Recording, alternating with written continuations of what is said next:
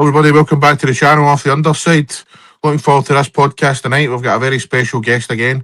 It's Mr. James Gardner, Scottish comedian. How you doing, sir? I'm the bad lads. Thanks very much for having me on. No, mate, like you say, very excited to talk to you, man. Big fan of your work and stuff like that as well. So on this channel, James, I'd like to go back to the start, mate. Give us a wee bit about your background and stuff like that. You grew up in Glasgow, is that right?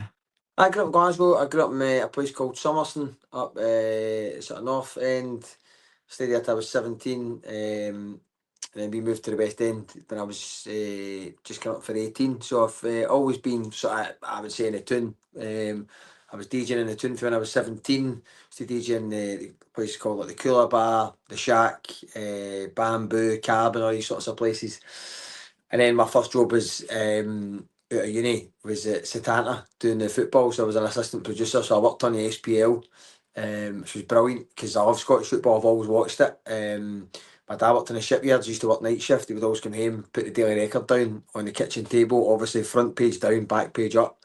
So I used to read the paper on the bus and all that for when I was a wee guy. I don't know, 8, 9. I just loved reading all the sports. Scott Sport was always I say your clips, calling it clips now, but Scott Sport, it was the highlights. You had to go between Scott Sport, used to get the wee short highlights with Paul Cooney doing the voiceover. And Aye. then you'd have like sports scenes. So that was a big help because you kind of had a good idea of, I suppose, recent Scottish football history. So I did that, Setanta for 5 years, and then I presented some football. Used to do like Dutch football and all that stuff to fill the schedule. So I done a bit of presenting, and I thought, I'm going to be big time here, man. I'm doing 3-4 games. I'm only 25. Then the channel went bust. So I sent my showreel off to Sky Sports News. I did a screen test for them. I just couldn't get the break that you need. There's no real linear path to become a TV presenter. Do you know what I mean? You just kind of need to be hanging about and hope that you get picked or you get a wee opportunity or a segment or a break in the ball. So it never happened. And then I got a job in the shopping channels, like the shop networks, because somebody was like, "Oh, she'll be on the telly and you can like develop your accent," because obviously your accent was a big thing. You know, you couldn't talk like a normal punter. Still can't talk like a normal punter on the telly for Glasgow. That's why everyone's talking like that. All right, what's happening, mate? I've got I've got activism or optimism. You know, like Nine Brew. I've got to talk like that. So I did that for a few years. It was good laughing at knocking about London. Then I went out to the Philippines to play football for I would say ill-fated short spell, but I was just a decent amateur player and I kind of blagged it. So I was out there for a few months, was co-commentator on like Cambodia versus Turkmenistan. That was the game I did. So I was fucking, you know what I mean? And then I was up the road back to Glasgow when I was 30, worked for C.R. Smith for about 8 years, punting double glazing. So I used to get into people's houses, fucking 8 o'clock at night. Oh, it'll be 10 minutes. Bang, 4 hours later. So, but even that in itself, football's always a common ground because, you know, I worked all over for C.R. Smith, good company, obviously sponsored Celtic and Rangers. I was in an advert for them before I ever worked for them. So I fucking grew up with all the Celtic taps with C.R. Smith on the tops, and then you learn a bit more. Obviously, they're from Fife. They're, you know, don't hold it against them, but you know, so they've got links to the city, and then you again just like I never really went to a lot of games when I was younger. So I said, "Oh fuck me, is that where Kirkcaldy is? Is that where East End Park is?" And then like you know, I used to drive about. I mean, I used to do 600-700 mile a week in the motor selling Monday. So you were all over Scotland, and you know, talking about football's a number. People don't want you really in their house to sell them stuff, let alone double glazing. So you're in there working for a good company, but still people are just like, right, mate, much as that. But the common ground for me was always that, like, oh, so you're fucking Dunfermline, man, who you into and all that. And as long as there was authenticity and you'd always be like, oh, fucking, you'd always know something about one player that played for one team, whether it be Alloa or East Fife or something like that. So I had done that for years, and then I had a breakdown when I was about 36. Fucking literally mental breakdown, sold my flat and all that, quit my job, and then I took up the comedy. So that's where I am now. That's me, fucking just doing fucking skits on the internet and selling shows. It's not bad, but there's some of the skits I was obviously been a fan for a while, and just some of the skits. I think it's the one that got me proper pissing myself when it was when you got sleep paralysis and it's the nonsense one. Oh, I don't know. But I watched that without seeing the wee caption. So I just seen you doing this. I'm like, what's going on here? And I clicked on it and I'm like, all right, that was like very good. I like that one. But obviously coming from Glasgow, how much did that shape your humour? Oh, 100%. I think my brother's profoundly disabled. You know, he's got quadriplegic cerebral palsy, he's non-verbal. So humour's a kind of big thing in our household. Making him laugh's important. But also, I think no matter how, when I say tragic or trying or challenging your circumstances are, you know, there's always I call it the Glaswegian absurdity, where nobody gives a fuck like that, you know, like, so I always say, like, you know, my brother, he can't walk and he can't talk, and we still tell him to shut up, right? And people, like, you know, in Glasgow, people just laugh, you know what I mean? Which is true, because my brother communicates with his eyes, so you walk in, he's like, you're like, oh, shut up, you know what I mean? So, like, Glaswegian humour is very important, and I think it's we're very quick. You know, we speak quickly. Our brain works quickly. I think our brain works quicker than most, so we're quite sharp. So I just think it's integral. Do you know what I mean? To my own sense of humour, because I think there's just like a real absurdity to Glaswegian, because you'd be like, who the fuck is that? Where are you playing at? You know what I mean? Or somebody's could be anything, man. Somebody could be fucking giving you your dinner and all that. You're somebody you've never met before, and like, you want to fucking take any longer than that? You know what I mean? You're just I walk past strangers in London all the time, and I fucking interject into their conversations, man. I was walking through Hampstead Heath with my dog, and these two women, lovely women, don't know them, having a private conversation, like, well, I think you know, when you get married, you end up, you know, having sort of fever dreams, you start dreaming about marriage. And I went, you absolutely do, baby, that happened to me. And what happens is, if it was in Glasgow, somebody goes like that, I know it's fucking murder. In London, they're just like that. Horrified. And it takes them probably about 5 seconds, and they're like, oh, yeah, I guess. You know, and they're probably thinking, what's he doing? It's the people make Glasgow type of thing, innit? It's just because we're all talking to each other and we don't know each other. Like, how you doing, mate? Aye, whatever. Just go down Buchanan Street and just shout it. Somebody will answer you. I think so, but there's a classism to that too, because I've seen some comedians and some people are like, oh, the people make Glasgow, and in that office, is it the hydrogen? They went, oh, what makes you cringe? Or you acting like, oh, the people make Glasgow, the Glasgow banter pattern. And I was like, well, that's fucking snobby. Do you know what I mean? Because I think that is, you know, the people make Glasgow thing. It's probably been around that long. People can now slag it, but oh, the people make Glasgow. But it is true. Do you know what I mean? I think that's. I think like we like the sound of our own voice. We probably do. I think we're all gallus and all that. Probably sometimes you'd be a bit like, mate, it's a bit much. But I think it's good as an icebreaker. I think it's good. It's been a big impact on me, and I think how I do comedy, I don't ever want to lose it, because I just think that there's something, you know, pretty special there. Same way in, you know, cities like Liverpool and Newcastle. Do you know what I mean? It's got that sort of industrial heritage, maybe disenfranchised from the sort of wealth creation of modern Britain. I kind of feel that, you know, that's always going to just give you something a wee bit different. Definitely. What I wanted to ask you there, mate, was when you're telling the story about obviously you went abroad when you were younger and you've came back and you've obviously got to fitting windows and stuff like that. Was that a hard transition, obviously being abroad and being involved in football and all that, and then coming back here and, you know, doing a normal job again, basically?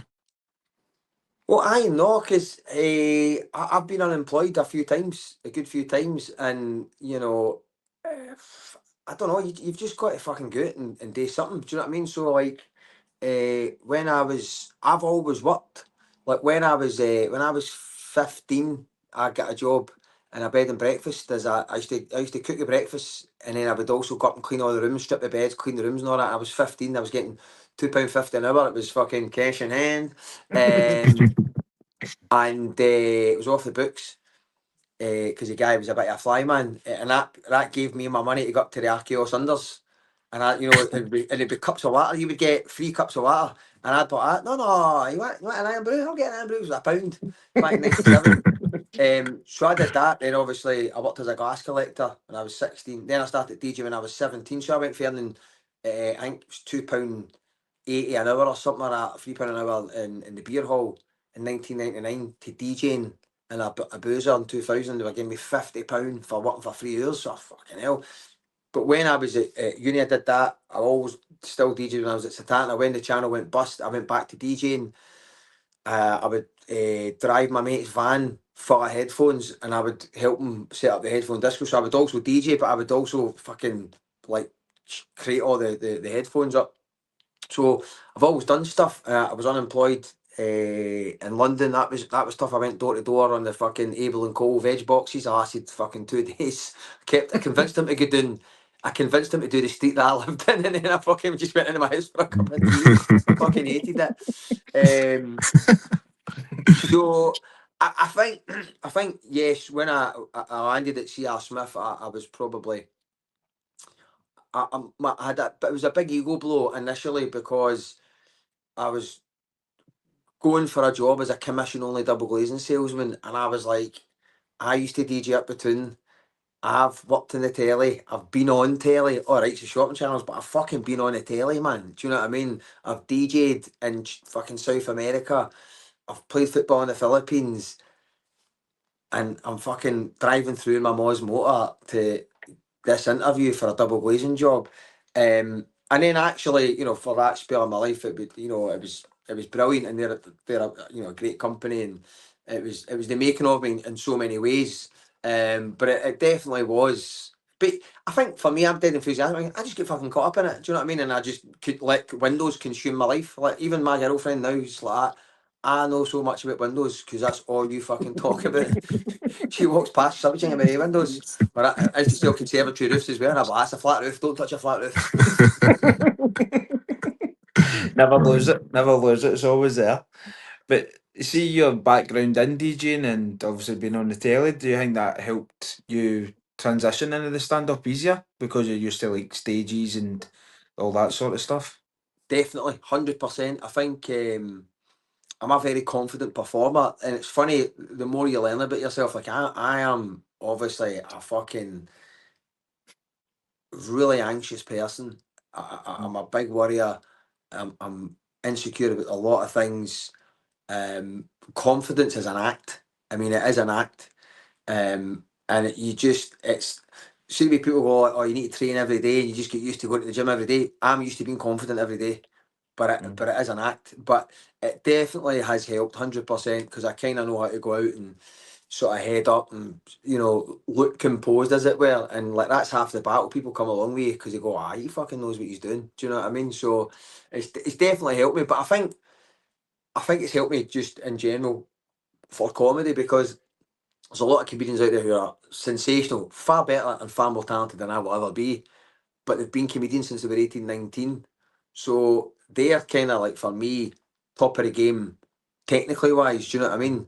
Whereas I'm like fucking Stephen McManus, by the way, big trier, do you know what I mean? I'll fucking hit everything. So I'm coming into it with much better life experience, so I kind of think I will use a far more talented than me. There's no fucking doubt about that, but I'll fucking, if it was a, you know what I mean? I'll fucking outlie. I'll beat you here. I've got. I love football analogies. So do you know what I mean? It's like Stephen O'Donnell playing up against Jack Grealish. He fucking had him in his back pocket. Do you know what I mean? So think about how talented Jack Grealish is, and Stephen O'Donnell was like that. I mean, I play at the Cash Converter Stadium at Fir Park. What the fuck are you going to do to me? So that's me. I'm Stephen O'Donnell. That's that, man. That's the old Scottish mentality coming in again, but into it, do you know what I mean? But I think so. was it always an ambition to get into comedy? No, really, no. I didn't know anything No. about doing comedy. It was just when I lived in London, first time round, the guy that I moved out my mate's flat to move into another mate's flat, we're all still pals, and the guy that moved in is a guy called David Frampton, right, handsome, big, good-looking model, good friend of mine. I mean, and all his brothers are all models. Do you know what I mean? Like, fucking honestly, he looks like Robert Redford, this guy, like a young Robert Redford. And he was just like, he's like, do you know what, James? You should do this comedy course. You'd love it. I just did it. He just because people used to go and do these things just for something to do. Some people because they always wanted to do comedy. It was the same course that Greg Davies did. I wasn't on the same course as him, but it's the one that he did and Rod Gilbert did. So it was over like 3 months. You went like an evening once a week, and it was quite. You made pals with it and all that, and you do a little showcase gig at the end of your 3 months to do a 5 minute set. And I did that, and then I did like another 4 or 5 open mics, but I never followed it up. So then I ended up, going away doing all my stuff getting a job at a double glazing company, and I used to work 70 hours a week, sometimes 80. I'd work for, fucking 10 in the morning to 11, 12, 1 in the morning, you know what I mean? 10 at night, 1 in the morning. You work weekends, so you would never have evenings free. So I was always like that. I'll need to fucking do that. I'll need to get back to that. And it took me 8 years until I chucked my job to get back into it. So I'm not a huge comedy fan. Like, I don't, like, somebody phoned, I think somebody said to me, oh, I've got tickets for Shane Gillis at the O2 London. Do you want to come? And I was like, nah, you're all right, mate. Just, I fucking hate watching comedy. I like watching the people that I'm on a gig with, like, in the room. I think watching just the comics that you're on with, the club comics, are amazing, but I fucking struggle to watch specials and all that. I couldn't give a shit. That's strange, because you would think comedians would watch other comedians, but I've seen that a few people, like comedians wise, they get interviewed and they're like, don't watch any other comedians. It's Like, it's just, is it no Ben White Arsenal's like that? Man, I don't like football. there's like, I get So, what you mean. if I'm on YouTube, mate, I just watch old Celtic games or old Tyson Fury fights. That's what I just watch the same thing over and over. Old wrestling's a good shout. Always 90s wrestling, that's always a good shout. Aye. Survivor Series, Survivor Series, 1990 Survivor Series. Aye, so you know what I'm talking about. Can you remember your first gig and how do you felt before going on stage? Were you like shitting yourself, or were you with the Eh, active confidence again?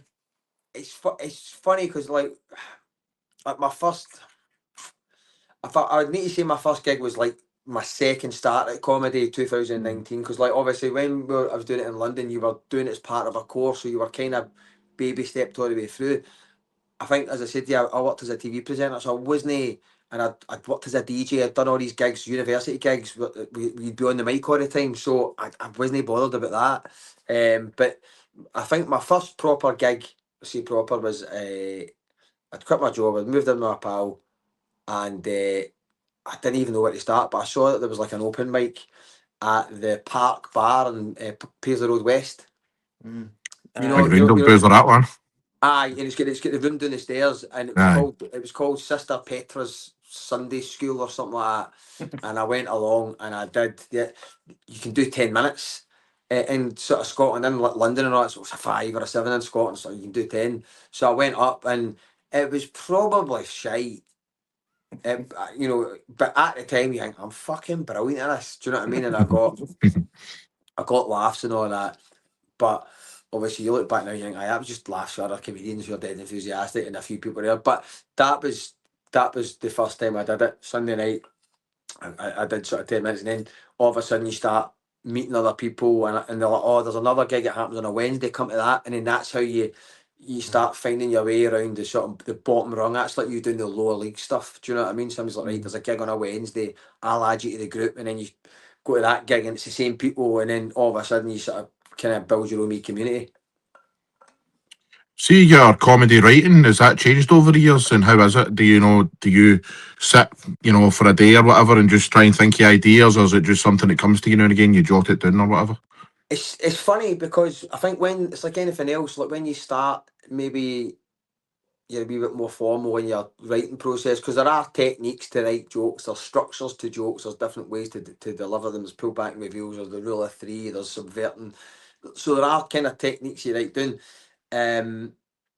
So for me, I remember seeing a couple of people like Billy Connolly, like, I've never written anything down in my life, and I think that's fucking bullshit. How is that possible? But then you start realising if you're just on stage every night, you probably don't need anything doing. You'll just come up with things and you remember to develop it. For me, I just take wee notes down on my phone.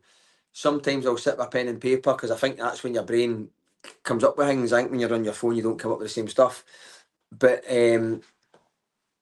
probably the more experienced I get, I still write stuff down. But what I do is I start thinking about things and I let my brain go to work on it, and then I just go and do something. I'll go and clean the house, or I'll go out with the dog and all that, and then like all the things that my brain works on it in the background, and then all of a sudden like wee fucking punchlines come to me, wee phrases, and you just take a note of them. You're like, right. But and what I'm bad at is I segue into things too often. So because I'm quite good on stage, confidence wise, and I can get wee laughs, and I can just fucking ramble, and I've not fucking told a single joke and cunts are laughing here.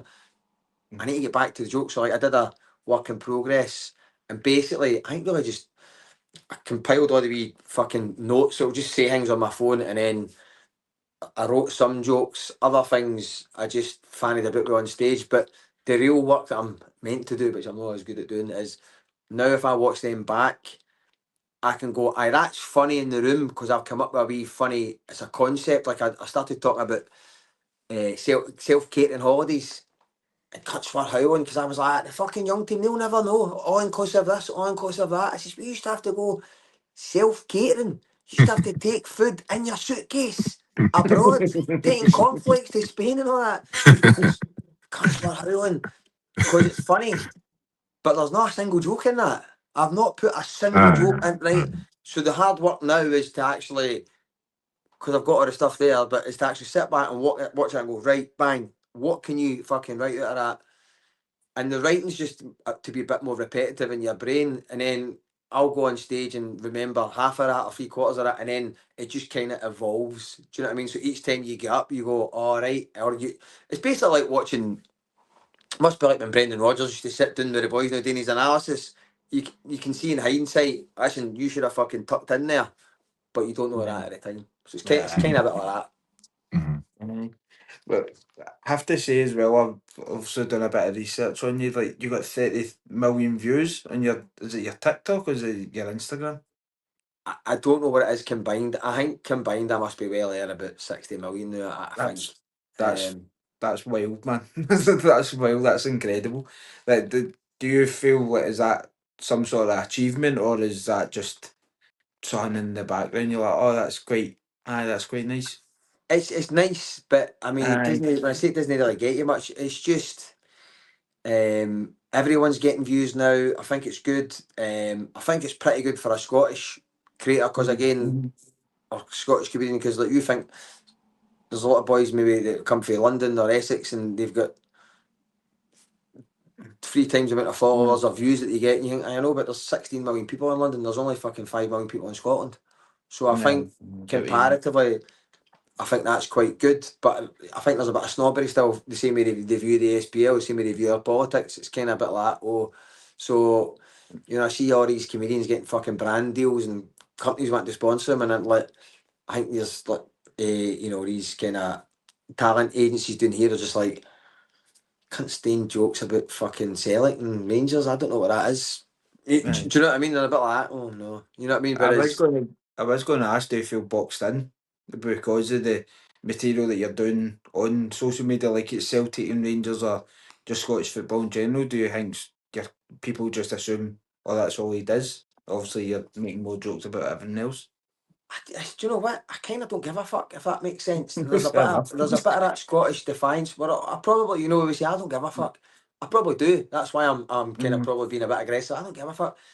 But I think, I'm Scottish and I'm from Glasgow and I like talking about Celtic and Rangers. So what? Do you know what I mean? Like, there's a lot of comedians talking about WWE wrestling. And I think, well, okay, that would be good if I was 5. But I think my thing was I wanted to, when I started, sometimes my brain goes too quick for my mouth and then I fucking catch myself up. When I started sort of doing the social media, I was only very earnest in the comedy and I thought, this is what you should do. I knew I was being very Glasgow, and some people will level that at you as some sort of accusation or small time. And you think, well, Glasgow's the 4th largest city in the UK. Technically, it's the 3rd largest city in the UK because they've piled fucking Leeds and Bradford together to deny us the 4th Champions League spot. But I'm from Glasgow, so if you're funny in Glasgow, well, that's great. And also, if people find you funny in Glasgow, there's a chance they'll find you funny elsewhere. And also, I kind of feel that there's a gap for it. Like, I mean, Connor Burns does stuff about football, Gary follows it. Mate, fucking, since Only an Excuse finished, and even probably the last 5-6 years, wasn't doing that well. I grew up on that. That's fucking, like, I don't really give a shit about the Premier League. Do you know what I mean? Like, if there's something that comes to me that's funny or relevant to me, but I'm from Scotland, mate. I don't fucking want to watch it. I think it's shite. Do you know what I mean? I like the SPL. That's what I'm into. That's the thing. It's like me and Corey, when we started this podcast, mate, we were talking about, obviously, British football. We were like, didn't want to just kind of talk about Scottish football, but as it's progressed on, it's all we talk about now, isn't it? Aye, it's We, hard we to. very rarely even talk about the Premier League anymore, nor that. But I think that's Yeah. that's that thing. Sorry, Corey, I'm talking over That's you all there. right. It's kind of levelled against you. And even you're like, oh, is that, do you want to be too one dimensional? But I don't want to be, and it's not. Then it's not going to be that authentic if I start doing stuff about the EPL. And again, you think about the sort of customer base then that you've got. Not only have you got England, which is home to 50 million people, you've then got the global reach of the Premier League, the biggest marketed league in the world. So obviously you get followers for all over. All right, that would be great for the glory, but mate, I'm Scottish, so I kind of you kind of get to a point where you go, well, if that's going to hold me back, fine. But I always think what you lose in one place, you'll gain in another. So I think that I get a lot of people who come to see me do shows. I'm pretty in terms of comic experience. I mean, I only started in 2019. We lost a year and a half halfway through 2019. Then there was a year and a half lost through COVID. So technically speaking, I'm only really about 4 years in. So I feel that what I'm selling ticket wise and what I've achieved in 4 years is brilliant. Far beyond a lot of others have been doing it a lot longer. And I think that's specifically down to the football stuff. So I get people come to see me do comedy. Oh, I love your Scottish Dad character. Oh, I loved your my husband shows me your Celtic videos. I'm like, I know, but I'm doing an hour of stand up here. Do you know what I mean? And that blows my mind. But I think it's brilliant. Somebody goes, I'm gonna go and fucking see. And most people that come to see me do comedy have never been to see comedy before. That's the thing I love the most. Do you know what I mean? So I feel like that's double the value. Do you know what I mean? They're not going to the stand. They're not going to the Monkey Barrel. They're like, oh, we've seen Gary Folds or we've seen you. Fucking brilliant. Do you know what I mean? So, but that's what I love about it. No, that's what I was thinking when you were saying that about the followers thing about doing in England and stuff like that. Because you look at guys like Kevin Bridges and stuff like that. But he's been doing it since he was an early teenager. Do you know what I mean? And as you say, mate, you've been doing it a few years now. You're absolutely smashing it, man.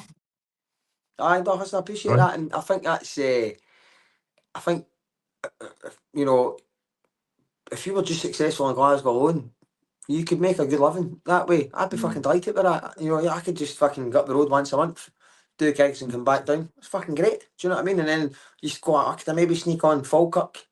Could I sneak into Dunfermline, Paisley, Broxburn, Livingston? That fucking does me. Do you know what I mean? Aye. So, for me, the ambition's changed. It'd be great to get to where Kevin Bridges is. Is that going to happen? Who says it won't? But the chances of going higher and higher up get smaller and smaller and smaller. So if I could fucking live my life just doing gigs, making a good wage, fucking spend time with my partner and my dog, I'd be fucking delighted with that. It takes fucking ages though. I mean, because you mentioned Shane Gillis earlier on.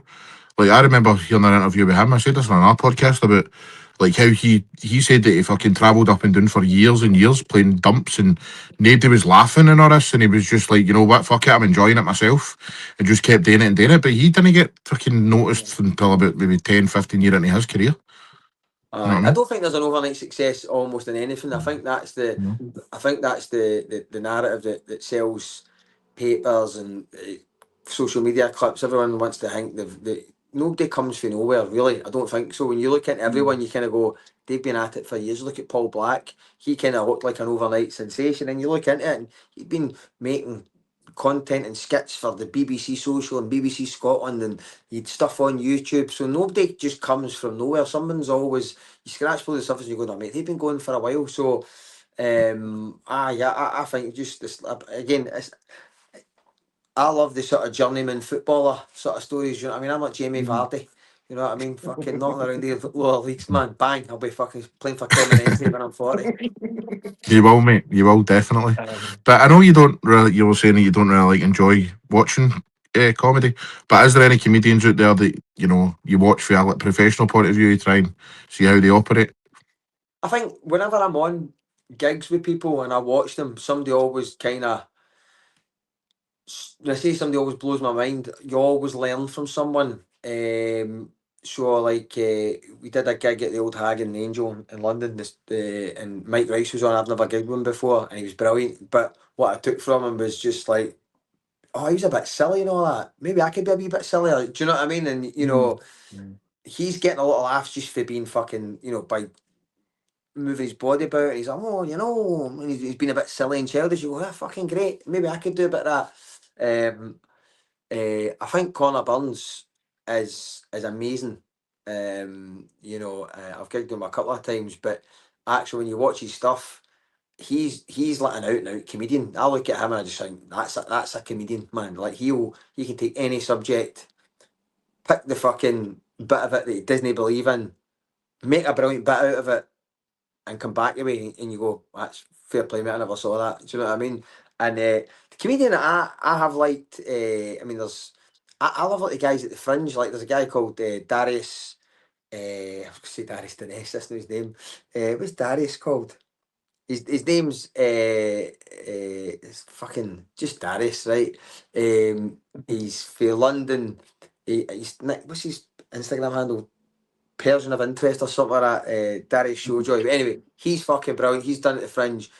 Some of the stuff he's done is blown my mind. He's got this bit about him pranking BBC News about a stag flight that he was on and all that, and he pranks. It's wild. I watched that when my partner was on a gig with him at the Fringe, man. I was just like, what? This is the fucking best thing I've ever seen. Do you know what I mean? Kyle Legacy is a bit of a Fringe stalwart, big Scouse lad. Probably the best MC I've ever seen. He's just fucking deadly. I can't wait for him to have a special out, but the guy that supports Jim Jeffries, or one of his supporters, is an Australian comic called Amos Gill, and I've gigged with him just a couple of times on his mic, but he is brilliant. But again, because I just think I'll never be able to do what you can do. So I think those are the comics I love watching, the ones that are so different from me, because you just go, I can't do that stuff, mate. So you don't watch it going, I'm fucking better than you, or I could do that. You watch it and just go, fuck me, mate. You are unbelievable. Do you know what I mean? And like making you want to be on his side, even though you go, you're picking the evil side here and you're doing these really fucking dark jokes and picking this angle. And I'm just thinking, but there's something likable about it and you've made it funny, and that's what comedy's about. And I don't think I've got that in me. I think I'm more like a storyteller. I don't want to. I don't want to move too much from my fucking social position, if that makes sense. So pretty much what you see on stage for me is pretty much what you get off stage. That's brilliant. Obviously, you said you're a bit of a Celtic supporter. What do you make of this season? Oh, what a fucking shambles, innit? I think Celtic supporters have kind of. I think the sports punditry in Scotland can be pretty shite, actually. I think your traditional sports pundits, and some of the boys on your Premier Sports, your Sky Sports, your BBC Scotland's. I think they just become a bit cliched, and the first thing is always talk ourselves down, and oh, it was bad defending, and that's really poor, needs to do better. But take nothing away from the finish. Why not start with a fucking brilliant goal? Do you know what I mean? And I think that's across the board. Then there's a lack of critical sort of thought. I don't think there's a lot of original thought. Like your Tom English giving it, oh, they're just two very poor teams. Very poor teams. I don't think they're good teams at all. And you just think, shut the fuck up, you. And Celtic fans, I've never met a more entitled bunch in my life. And they've got, and it's like, hold on a second. See, the shareholders at Apple when they had the iPhone 12, did they go, lads? We've had 12 good iPhones. iPhone 13 is going to be shite. No. So I don't think, calling Celtic fans entitled because they've won 13 out of 14. I think it's actually pretty poor. It's kind of low hanging fruit, because you're not really saying, well, actually, let's look at what Celtic won, what they outlawed. Let's look at what happened when Rangers were out of division. Let's look at, Celtic didn't reduce the season tickets. They kind of just took the money off the fans, and the fans didn't turn up because it was fucking so boring. So they didn't do anything. The value proposition wasn't right. So they didn't make it a fanfare or a gala day out for the fans. They just went, well, I don't want to lose my book. They didn't fucking buy their season tickets because they were delighted. They bought them because they went, well, I don't want to lose my season book. So I think when you look at all those sorts of things, I think it's been a poor season. I just think, again, it's that thing.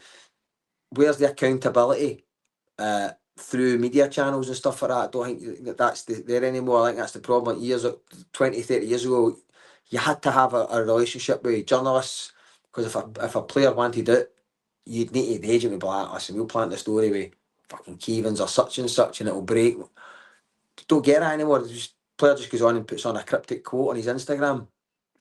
Celtic don't need to have relationships with any media anymore, because they just go like, well, we'll just put it on our own Twitter, or we'll put it on our own Instagram story, we'll announce our own signing. So I think that's all sort of played into this kind of, it's almost a wee bit like fucking Donald Trump, really, the Celtic board. It's just, do you know what I mean? We're brilliant and you don't know what you're talking about. And I think football fans across the board deserve more. So Celtic, it's been a bit disastrous. I mean, it's been absolutely disastrous, and it's really. I don't go to games, so I feel that I don't have the right to be critical of supporters that go. I think they've got far more right than me. I fundamentally believe in their right to protest. I actually believe in the what do you call it, the boycott and all that sort of stuff, because it's the only way you can get anyone to listen now, is to make a stand sort of economically. I think last night was the first night I went, fucking need the fans back in there. That's the first night where I just thought, I was kind of embarrassed almost for Oxlade Chamberlain, because I never get annoyed at any player leaving Celtic, because if they go to the Premier League, I can't blame them. I want them to do really well, even if it's a Rangers player that's gone down for fucking. I want him to do well. I want him to show the league up. Do you know what I mean? I want him to show the league well, and I just think I was kind of embarrassed for Oxlade Chamberlain. I was like, you want him to come in and go, ah, fuck me, 60,000. Do you know what I mean? And then you see empty seats and all that, and I just think I think that's maybe what's missing at the moment. Actually, is that they don't have the fans and behind them. They don't have the Green Brigade in there. The atmosphere's flat. I think the players feel it if they've not scored early, or they've not got a couple of goal cushions. So I think it's brilliant that O'Neill's back. The non-seat era was nonsense, man. Jesus, I think that's the only you could take it. A non-seat, it was nonsense. No, I agree with everything you said, mate. I mean, especially the entitlement thing. I mean, the nonsense thing. I mean, I was doing videos on TikTok and I was basically just ranting. And there was people in the comments, and it was people mostly, to be honest, outside Old Firm fans. It was all Hearts and Hibs and Dundee United and all that, and it was all entitled. And I'm totally agreeing with you, man. It's like, okay, everything that was done in the past is fantastic. We've enjoyed the years. We've enjoyed all the success, but all anybody really gives a fuck about now is right now. You know what I mean? Aye. So it's like, and it doesn't mean because you've had all the success that when you don't get a bit of success or things go wrong that you shouldn't be upset, or you should just accept it. Do you know what I mean? Well, I think two things can be true at the same time. So Celtic fans will be also, we are entitled. That's what happens, because when you get success, you become entitled naturally. You're like, I want more. So there is an entitlement there. So, but they've got a right to be entitled, and they've got a right to be annoyed. And also, the non-Old Firm supporters have got every right to go, you're entitled as fuck, by the way, because you won everything. So they're also, so two things can exist at the same time. Definitely, do you know what I mean? So I think it's good, and I've got to say, I watched not Oregon. I've watched probably more Scottish football this season than I have in recent times. You know, because you're now keeping an eye on the Rangers games, you're now keeping an eye on the Hearts games. I think the football's been fucking brilliant. I mean, someday I said on social media, I was like, I watched the Hearts. I thought it was class. And I watched the second half. I thought the game was shite, and I was like, I thought it was really good. Everything that it was about is what I like about Scottish football, because there was a lot of brilliant passing, like 1-2s. They were getting my back. Maybe it was breaking down, but people were just getting stuck in, and it was a brilliant atmosphere. I thought it was excellent. But listen, maybe I'm just into fucking shite football. Do you know what I mean? But that's me. I think you're right. The standard is slightly getting better, but I still like the fact you would go on social media like the next day after a game, and there's always a stupid moment. Because I seen one, and it was a Hibs player. It must have been a few months ago, maybe a few years ago. He's taking a free kick. He scalps it off the boy's head, and it bounces back and scalps himself in the face. I was like, that's Scotland for you. It's just daftness, but like you can watch the game of football. But that's what I like about it. Like, there's still that bit of stupidity, like, oh, we're not Premier League level. Like we know our level. Like, it's good. Nah, let's bring it down a wee bit. We got a bit of stupidity. I like that stuff about Scottish football. Definitely, man. I mean, I know what you're saying, but I really think the standard of football in general has got bad over the years, though. I mean, the Get thing I bad, always, bad or better. I think it's got worse. I think it's got Oh, do a you? lot worse. Oh, well, my argument with this is like, so even an international team, right? So you could even go down the road of England, Spain, Italy, Germany. Would any of the teams now beat the team of 20 years ago? Because I don't think they would. I don't. Same way like Real Madrid, Barcelona, Man United. I Everybody. Just, I don't know. I think we've all got rose tinted spectacles. That tends to that's what happens with nostalgia. We do look back at things more fondly. And that's the thing. You'll never know. You'll never know. But I don't know, because I think, for example, they they said that in '98 about teams for 20 years ago. Like, for example, they used to go, oh, say 5-3, but you would never beat, Scottish football was a much better standard, in 2000, and they look at the teams, Rangers and Celtic. Celtic had to play fucking qualifiers against Eunice Esh to fucking get into the UEFA Cup. What are you talking about?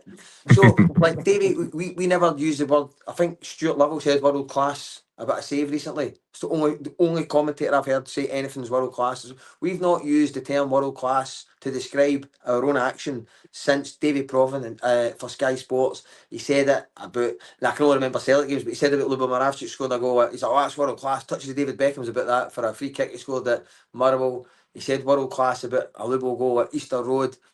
And then almost everyone's like, oh, I can't say, oh, that's a worldie. That's a really good goal. You're just like, you're allowed to say it's world class, boys. Nobody's going to come. The Gestapo's not going to come and fucking bustle you into the back of a van.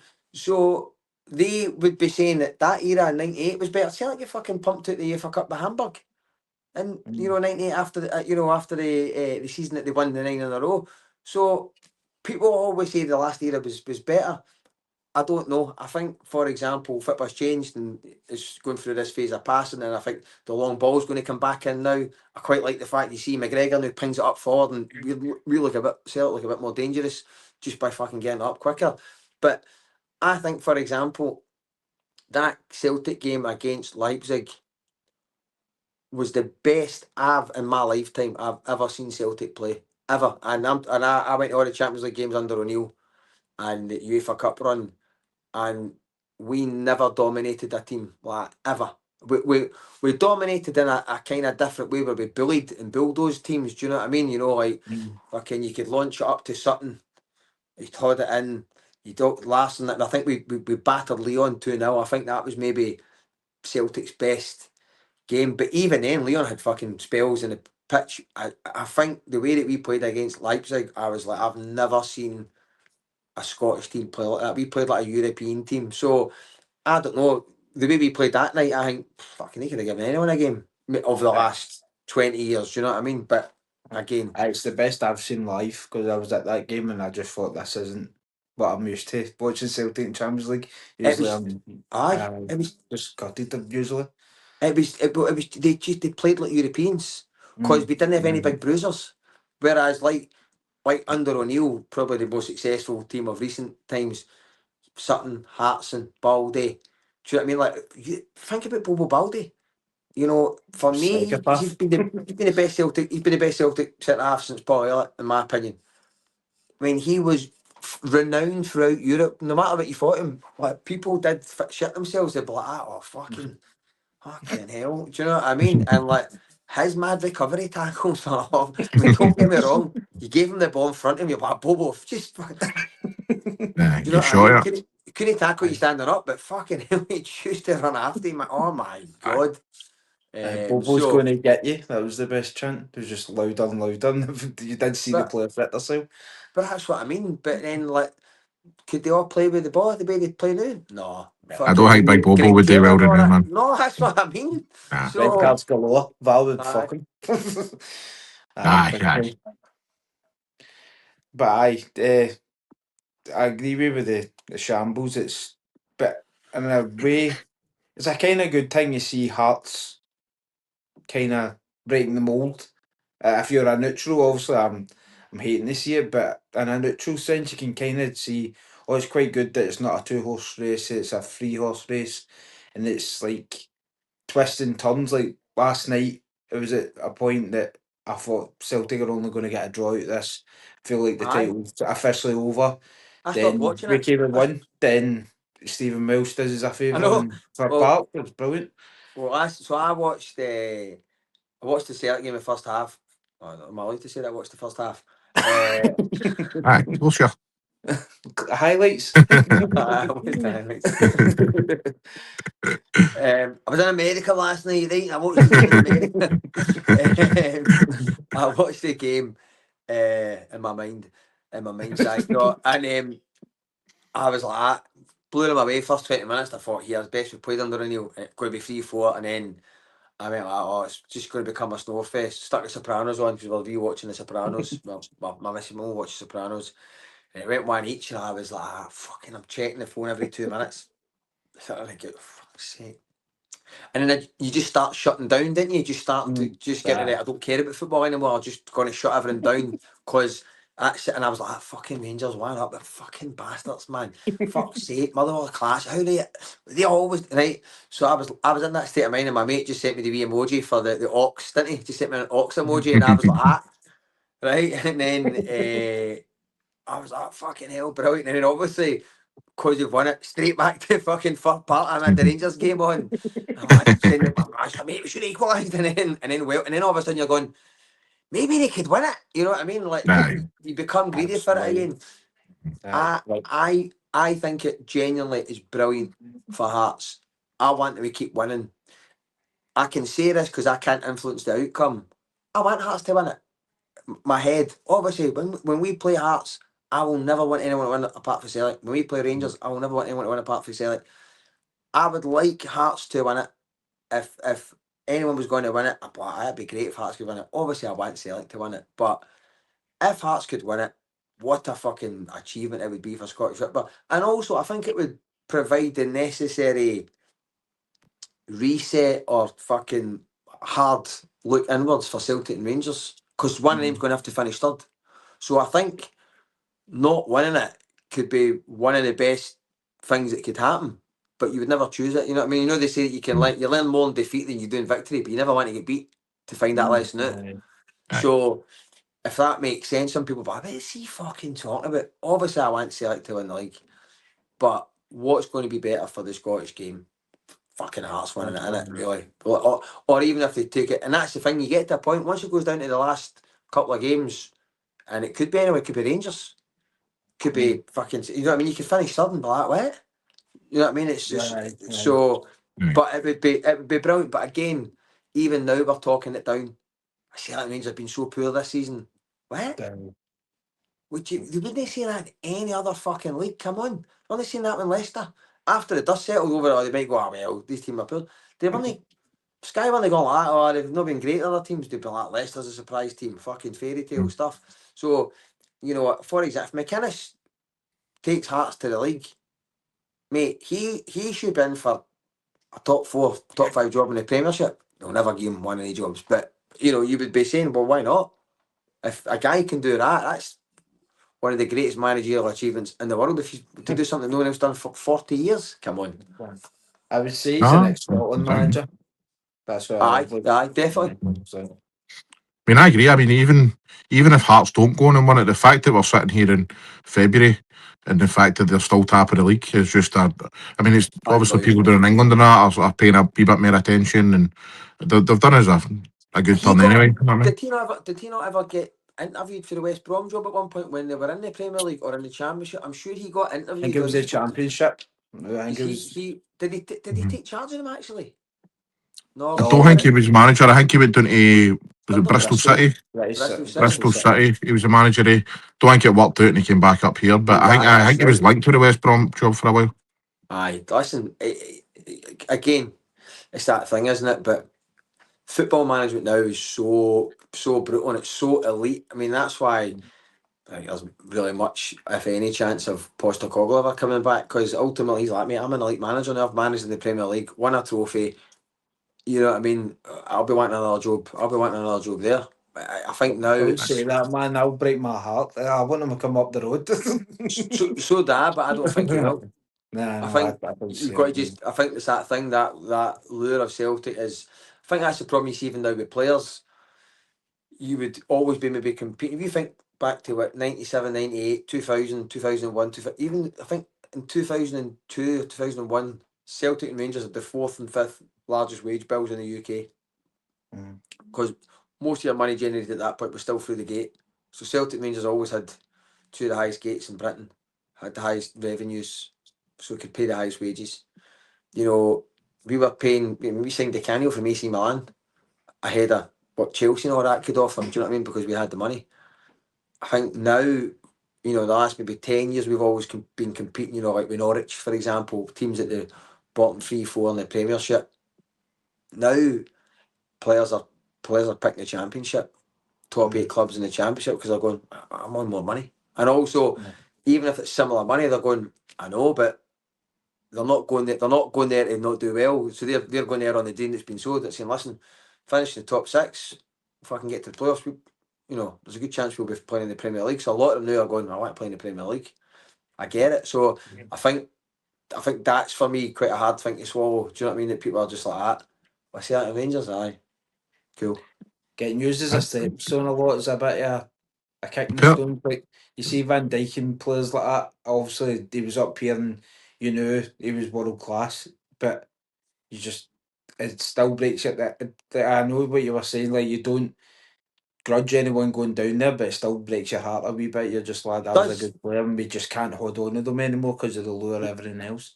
we can't even hold on to the youth players. I think that's the saddest part. Like, you know, I think I wish they just went straight to Liverpool because like, they're good enough. If you're good enough, you're good enough. Larson's proved that. It's been proven over time. If you're good enough, you're good enough. Doesn't matter. You don't need to go to Southampton for 2 years first or whatever. But Aye. I think what breaks you up now is you've got like Rocco Vata, where they're saying you'll be the third striker. You're going to be playing. You'll be in the first team. And these boys are going like, nah, I'll just go. We can't. Rangers couldn't hold on to Billy Gilmore. They're like, we'll give you first team football. You'll be in the first team at 16. I'll go to Chelsea.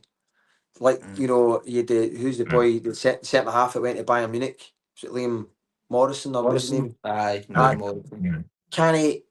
I think that's the problem now. Even if you're saying we'll put you into the first team and you might be on £1 or 2 a week, they're like, I know, but guys are offering me 10 grand a week, 7 a week, guaranteed. And then, I love Celtic, but I'll play for you when I'm 35, like fucking Andy Robertson. Aye, he's coming home. He will definitely. But then, you know what you're saying now was just reminding me of like somebody like Kyogo. Kyogo had the chance to come back to Celtic and he went, nah, fuck this. Don't want I'll it. stay at Birmingham. Even though he's not getting a game at Birmingham, he's not Hello? even didn't decide to come back, man. I know. It's sad, and I think that's the point you've just got to go at. Well, listen, I don't mind any of that, and I think that's going back to the complaints with the board. I think that's where the disharmony and the discord is that nobody's come out with an identifiable plan, you know, or a sense of mission or an outline for the club's strategy, where they say, look, because we're never going to get into the English Premiership. There's never going to be a Super League. We can't rely on that. How can we get European success at Celtic in Scotland within the current budget? There will be a way. It's like getting to become Kevin Bridges. It might be that size, but there's things that you can do to shave the odds. So I don't mind if somebody went, look, our plan, you know, for example, when Rangers get liquidated and they started again in the third division as the Rangers, right? At that point, if somebody came out and said, look, what we're going to do is we're going to take advantage of this situation. It's going to be 3, 4 years for Rangers to come back into the division. What we're going to do is we're going to shed everyone on the wage bill and we are going to develop the best British players that we have. Scottish, Irish, English, Welsh, whatever it is. It could be Scottish and Irish for the Heritage Cup. This is what we're going to do. And we're going to sign young players with a profile of 23, blah, blah, blah. And we're going to become the most competitive we've ever been. And this will see if you've done something like that and said, this is our plan. And by doing that, we can then build a successful team over 5, 6 years, and then we will sell that team and we will bank the cash and we will we'll have the next ones coming through. That's a plan. I could get behind that. See if somebody went that to me. Listen, you won't win the league every year, but you'll compete, and you compete in all the cups. But your team will all be academy players, British born. I'd fucking love that, mate. I'd love that. I would be into that. If they went, you might sacrifice this, but this is what you'll get: the identity, heritage of your club. Fucking great. But there's no. I think that's the problem. There's no plan, and there was no plan during that time. It was just, let's do everything on the cheap because we're winning the league by default. We can get away with paying a cheap manager. We can get away by banging the prices up because the fans will still pay for Celtic TV, even though there's, all that sort of stuff that was going on. I just think it was poor, a very poor value proposition. That's spot on, mate. Totally agree with everything you said, man. Aye. Aye, mate, it's been a pleasure talking to you, man. We've got a couple more questions left. The first one is your five-a-side team, mate. Celtic players in your lifetime. Let's have it. You're the coach. Five. I'd have Jackie McNamara and Simon Donnelly because you just can't break them up on the right hand side. So they would be in it. Who else did I love watching play? I'll probably have they two. Who would I have in goals? Golden Marshall. I was going to John. I would probably just have to go with Johnny Gould just for the old. I'd have him. I quite liked him. Who else should I have in? I'm just trying to think. Favourite players. You'd want Patrick Roberts in there. You need a wee tricky player. Patrick Roberts. So what's that? 3. And then That's 4. Four. And then Gary Hooper. There you are. Just trying to be different. Obviously we'd have Henry on it, but I think they'd be good fives players. I think they'd be good fives players. Aye. I agree with that. I get the logic, Last question, mate. What's your plans for the future and your hopes? My hopes are I just want to keep doing comedy and kind of making the stuff that I'm into making. Do you know what I mean? Like somebody kind of, I suppose it was a bit of a criticism the day. They're like, oh, you know, maybe to get these brands or to get sponsorship, you need to do more of this and less of that, or just be the same thing. And I was like, I don't want to do that. Like, do you know what I mean? And I think that's a kind of great thing to become aware of as the older you get. Like, I like doing stuff about Celtic and Rangers, and then I like doing stuff about politics, and then I like doing stuff about fucking mental health or sticking up for things. I quite like just doing that mix of things, and if it takes me longer to get to where I want to get to, that's fine. But for me, my ambitions are I just want to be content, and if I can get to a level where I'm selling out the King's Theatre, for example, once a year, that'd be fucking brilliant. Because if I was doing that, then my life would probably look quite good. And as long as I can walk my dog each day in the park, spend time with my partner, and just have a happy life, mate. That's honestly, I had dreams for world domination for such a long time. Do you know what I mean? And then now I'm just like, mate, I just want to sit in the fucking couch, watch the telly. Do you know what I mean? And then go and do gigs when I need to do gigs. For me, that's a big buzz. And I did a work in progress show in January there, and I sold out 130, and it was a big moment for me because I've sold out bigger rooms, but when I first started, I did my first hour-long show. I had to do work in progress shows, and my first work in progress show was about 4 years ago in Tenants, and I think I sold 12 tickets, and like 2 people didn't turn up, so there was 10 people there, which is a good number for people to come for a work in progress. But I think 10 people on a Saturday night in Tenants, and I had 130 people in the basement of Blackfriars, and I was a bit nervous because I hadn't really written a lot of jokes. I had 4 pages of printouts with just fucking subjects on them. And people had a brilliant time, and I thought, oh, I can fucking do this. And I think, do you know what I mean? So you kind of must be like somebody getting their first game, like Barry Robson, where he went to Celtic and then he fucking played the Champions League that weekend against Barcelona. He must have been like, I can fucking play here. So that's kind of how I felt. Love that, mate. Love that. And then when you do make it the Kings, mate, we'll be there. All right. So Perfect, all the best. Thanks very much, guys. All right. All the best, pal. Thanks very much. Cheers. Cheers. See you later, mate.